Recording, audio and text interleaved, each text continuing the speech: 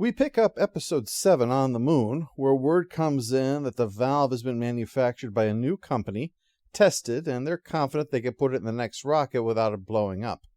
Which is good because this team has been on the moon for close to 3 months now, and that's a long time to live in a glorified trailer in an inhospitable environment with only 6 episodes of the Bob Newhart Show to shake things up. Piece of equipment, Dr. Hartley. Yeah, I have to get it hooked up. Why don't you let me do it for you? I was a demolitions expert in the Marines. Guy is really familiar. Yes, Piglet. Which is creepy because I was actually thinking, hey, Piglet. Danielle knows all his other roles, including on Star Trek, where he didn't play Piglet, although I was really hoping he would. The topic of a psychiatrist naturally makes them think about it. They put you through screenings before sending you up.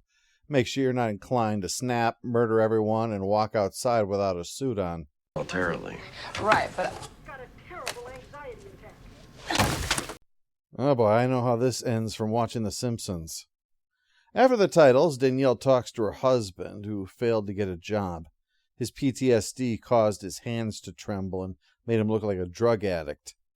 Clayton has a case of what I think of as psychological gridlock. I don't know if there's an actual term for it. I'm not Bob Newhart, after all.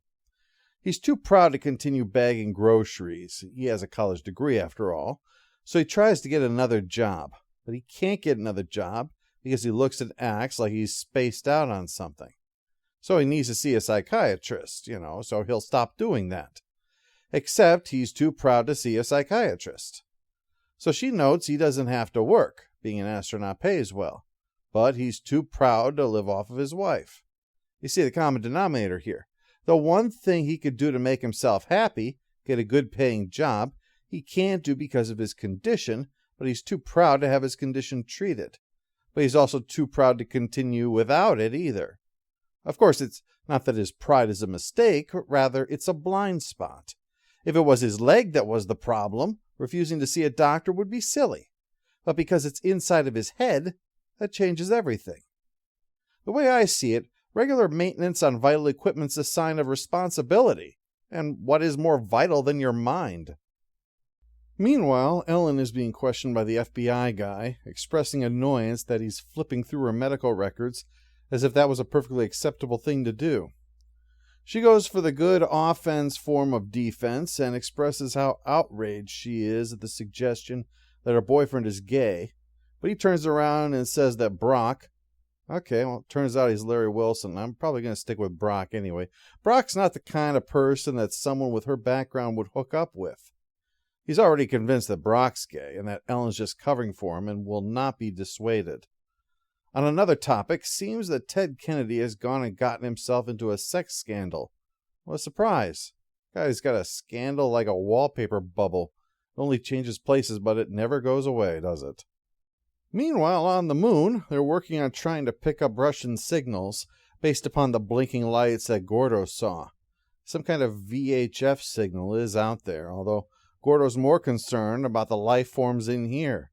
Some of the ants have escaped. Yep, this is how you get ants. Ed is more concerned with figuring out if the Soviets are planning to shoot them.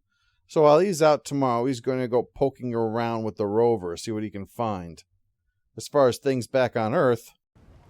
Corporal punishment in schools is becoming frowned on in modern educational circles. well, spanking was not frowned upon in my home, and now I'm an astronaut.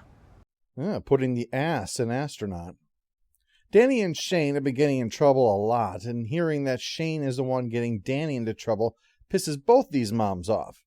Karen doesn't want to hear her son makes trouble, and Tracy doesn't want to hear hers is just a spineless follower. Well, if that's how she feels about that, just imagine if she learned that while Danielle and Ed were out doing recon on the Russians, which turned up nothing by the way, Gordo decided to take another walk. Hi, Bob. Don't fucking hi, Bob, me. Imagine what those ants would think if they understood what the humans were saying. Gordo blows this off, and when he brings up that Ed didn't get permission from Houston for his trip either, Ed has to point out there's a bit of a difference between maintaining radio silence to avoid potentially tipping off the enemy and taking a stroll because you're fucking bored. Gordo finally just starts picking a fight until... Ed has to get all Popeye on him. He tells Gordo that he's confined, and while we deal with stir-crazy in space, the head of NASA tells Ellen that the FBI agent thinks that Brock and her are both homosexual. Elaine counters that he is autosexual, i.e., he can go fuck himself. The head of NASA wants this whole thing to just go away. The president's in the middle of a sex scandal after all, so NASA can't afford to have any accusations about problems with their gaydar. So while he makes a suggestion of how to make this whole thing disappear, Danielle tries and ultimately fails to save one of their episodes of the Bob Newhart show. Plus, it's going to be another 2 weeks before Apollo 24 takes off. And of course, 5 days for it to actually get here once it does. To cope, they decide to just act out the destroyed episode instead. They've seen it enough times to know it by heart. And speaking of group therapy, Karen brings in Shane for Ed to chew out for his misbehavior. Yeah, that'll help make this time stranded on the moon go easier. Gordo's confinement has been sold to NASA as a cold, but that he's on the mend. Still, Danielle has concerns. Remember, she's been dealing with Clayton's situation as well. And while they're not in the same situation, the end result is still, if you put stress on the machine, it's going to start misfiring. Ed, though, said he was through something similar after he was shot down and had to make it back from behind enemy lines, losing his wingman in the process. He started showing real problems until finally they gave him booze and shoved him into a hotel room and said not to come out until he was all straightened out. It's not a common treatment. I guess they must have had a consultation from Dr. Jack Daniels. Well, Ed and Danielle spot tracks showing there's definitely Ruskies out there, so they call up NASA to confer on this. Right now they can only scramble the video, not the audio, so they have to speak cover bullshit while showing notes to each other like this was junior high. The upshot is that they now have to start surveillance on the Russians, and speaking of peeping through the telescope, the FBI.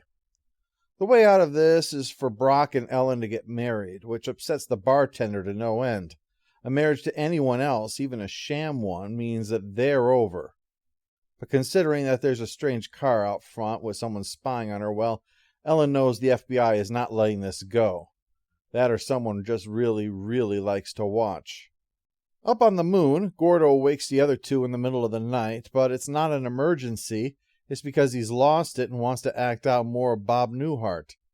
Given the choice between reporting in that Gordo thinks he's in a sitcom or taking him outside, Ed opts to go for a walk.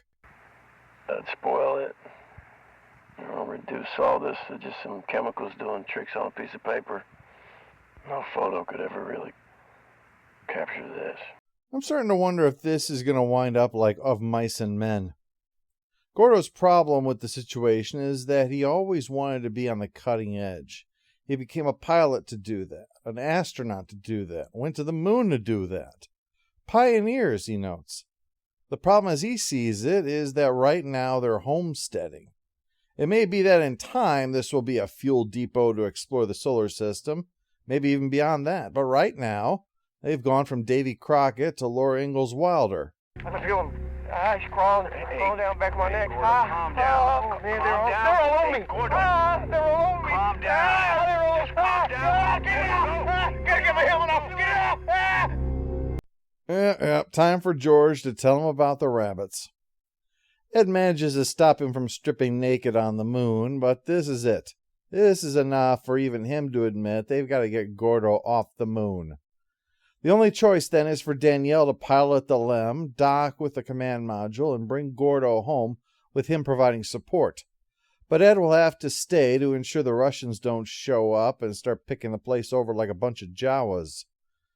Of course, the problem is that if you flip the hell out, they yank your pilot's license. Space, aircraft, hell, he can't even fly a kite without filling out a form in triplicate. So that night, Danielle has an accident, which is the reason they have to go back now, see. Definitely not because Gordo nearly started acting like he was visiting the beach earlier.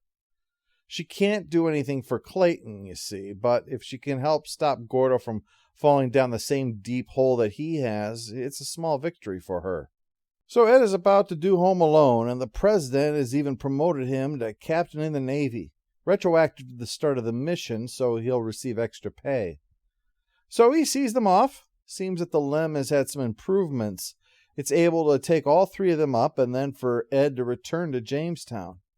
I suppose with extra fuel, that shouldn't be too much, not to mention several years to improve upon the original design. The LEM is such an amazing machine. It's all function. It's all about just getting you down, keeping you alive, and getting you back into orbit again. I'm no gag. I just will never not be impressed by that little machine and feel that isn't said often enough. As for life on Earth, Shane was stealing baseball cards, gets grounded, and makes a stink when his mom says that yes, that applies to his basketball game too. He calls that crap, and she smacks him for that. You could do that back then, and you could smoke while feeding the baby too. So he goes to his room, fumes until he decides, you know what, I'm going to do it anyway. Ma'am, I'm afraid there's been an accident. There's an Aesop in there somewhere. What's it mean? Let's go on to episode 8.